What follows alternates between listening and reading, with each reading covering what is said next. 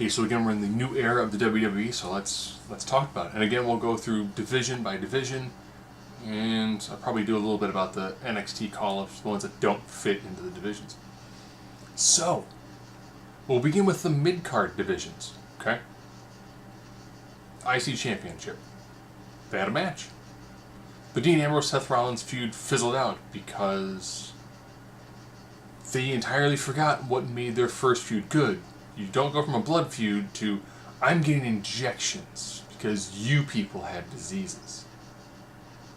I'm glad the pro package didn't entirely forget that. But Seth was told to become more aggressive, which made him beat Bobby Lashley. So now, Bobby Lashley, even though we should just call him Bobby, because last names are kind of falling out. So Seth, Dean, and Bob had a match. Leo got involved quite a few times. So Bob is your new champion. Okay. Bob has been feuding with Elias. Kind of. So they've got time to build the whole new thing around Bob. Okay. Well, Rusev and Shinsuke are going to clash eventually. So, both titles, there's some mobility. I probably say US is doing better than it was before because they're actually kind of doing stuff with it. IC, it's about the same. So overall, that's actually, we're seeing an improvement. Not a massive improvement, but an improvement. Tag division. Gable and Rude were not really seen on Raw. But instead, the Revival took on the Lucha House Party. And they won by knocking a foot off the ropes. Okay. Something. And on the SmackDown side, yeah, that's right, Miz and Chief Mayer are the number one contenders, and they did a birthday party, which led to a coast-to-coast, or I guess a coast-to-cake into Sheamus' face. I'd almost say now that the tag divisions have kind of dipped off. A little bit. Because a lot of them are involved in, from SmackDown, are involved in other random storylines, and on the Raw side, a lot of people kind of stood around because of the main event picture. So, tag belts on Raw, about the same, which is kind of poor.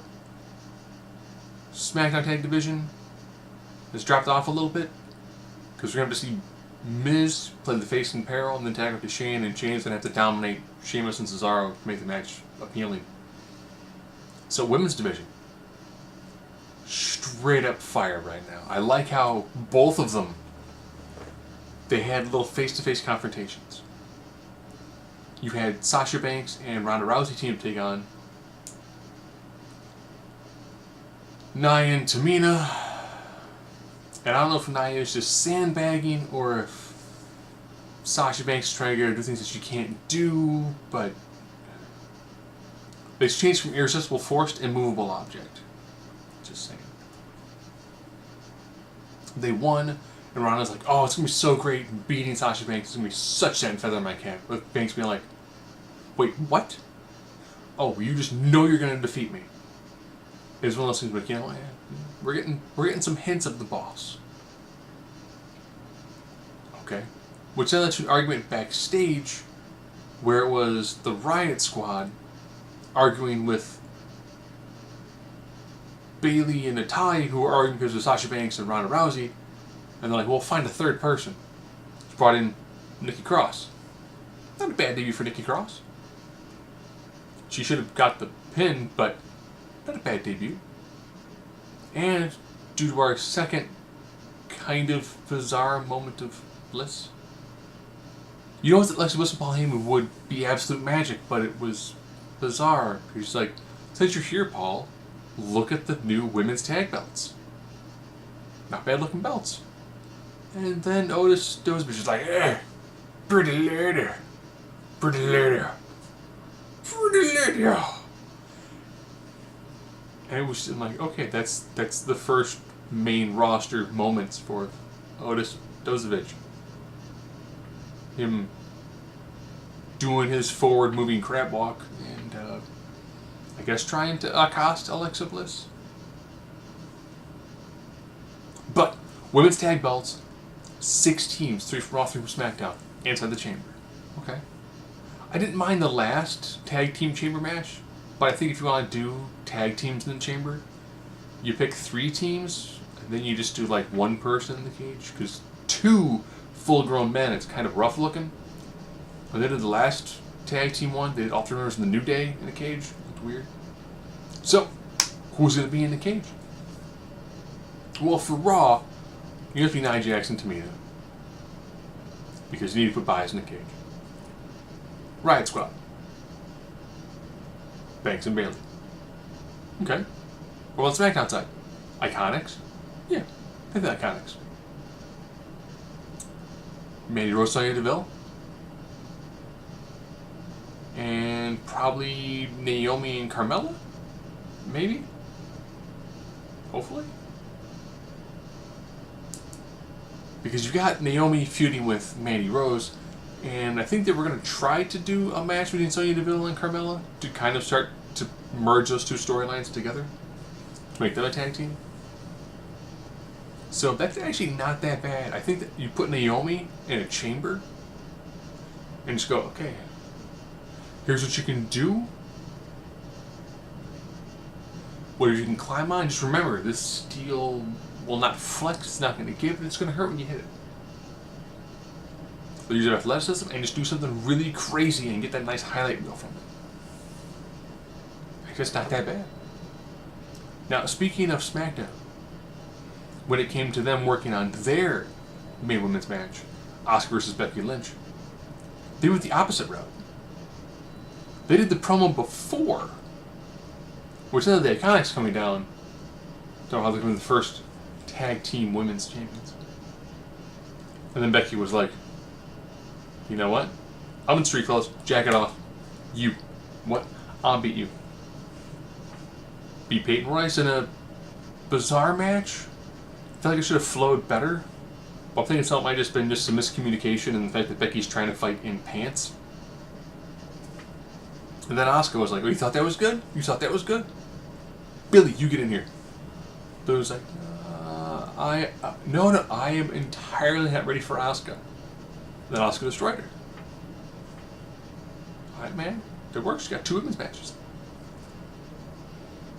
Now, for the SmackDown tag, the reason why the Usos aren't in the title hunt is because of Mandy Rose, which then led to Mandy Rose accosting Naomi's husband, Uso, who decided to follow her and go to her hotel room when she made it known that this whole thing is a ruse to break up their marriage.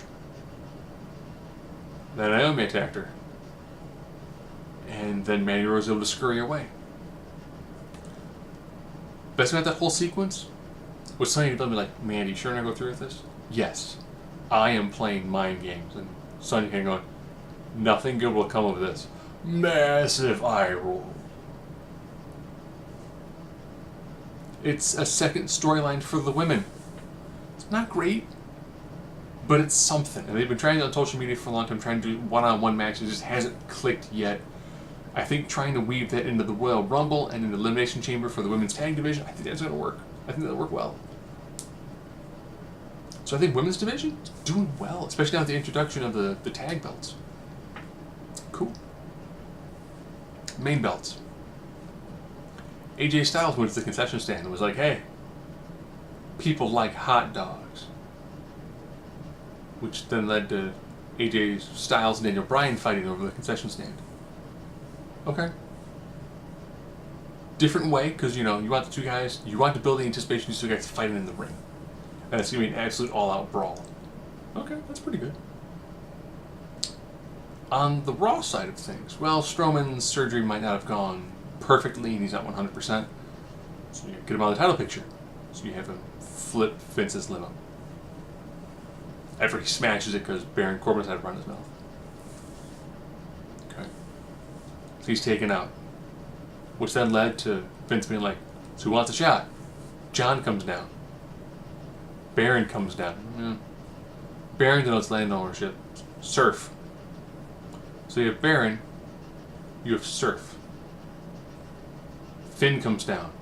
Drew comes down. It's like, all right, fatal 4-way. Jinder Mahal's like, oh, I would totally have been in that. I would come down too. Pick a guy. Jinder and Finn. Which we've seen before. Mixed match challenge build up. So, Finn wins. To let you know, we're going to get Balor versus the Beast. Will we see the Demon versus the Beast? You know, that's... Brock works best against smaller guys. Guys who can work around him. Guys who you can just whip across the ring and it looks fantastic. Brock's mentioned he actually wanted to take on Balor earlier. Because he wants to take on a guy who's... he takes on a bigger guy, he gets gassed. Because it's hard to throw around Strowman. Strowman can't help you out that much. Balor's probably like, and... It's like throwing a sandbag. It's like throwing a ripped sandbag. This is super easy. I can chuck you all over. I'm not going to get tired. I throw bales of hay that are heavier than you. It's like a deer carcass that I killed with my own bare hands. This is so much fun. Whee! Suplex it, whee! Oh, I can just throw you everywhere all over the ring. I'm not getting tired. I will not get blown up in this match. And you're just going to run around me the whole time. This is great. I love these matches. Back up that truck full of money. Woo! And you know what? That means we're going to have Sasha Banks, Ronda Rousey, Finn Balor, Brock Lesnar, AJ Styles, Daniel Bryan, Becky versus Asuka, and 2 Rumble matches? That's a pretty solid card right there. And pieces are already falling into place enough that it makes sense going into WrestleMania, kind of. It ain't bad. Overall, things looking pretty good. We'll do a special call-out since I haven't talked about it yet. But the NXT call-ups and an amazing match. I think that Mysterio and Andrade, Cien Almas, had a fantastic match. Oh, it was great. So good. I'm thinking the pretty much down like with the your upper mid card could be Almas, Ali, Mysterio. Maybe throw in Jeff Hardy a little bit for like the tags and the fatal 4-ways. Then you got Joe and you have Orton with Styles and Bryan up at the top. That's a stacked upper mid. Not to mention you still also have Nakamura. You've got Rusev. That's a really good upper mid that allows you to do a lot of interesting, exciting matchups. Now the NXT call-ups. Nikki Cross got an in-ring debut. Not bad. Technically it's her second debut because she took on Becky Lynch on SmackDown. But not bad. And her moment in SmackDown, Nikki wants to play. Nikki will play. It's not bad. It's a character moment. Lacey Evans was in the background on Raw watching a match drinking tea. Okay. Not the worst of their rollouts. Heavy Machine, I already mentioned Dozovich breaking into a moment of bliss.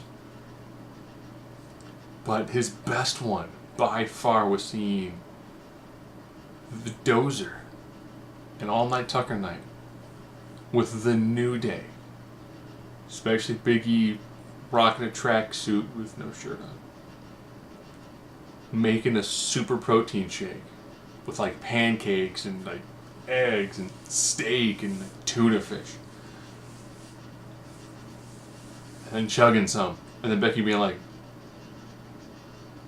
try some. Takes a big gulp and it's like, it's kind of weak. And just keeps on walking. She's the man. The man. So that's perfect. Well, that's perfect. That's what they are. They're a tag team that can do comedy, that can go in the ring.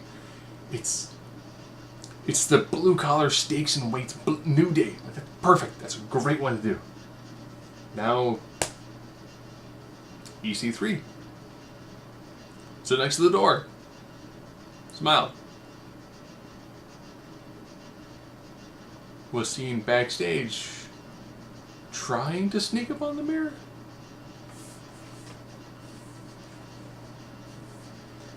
kind of doing a Derek Zoolander-esque bit. I have no idea.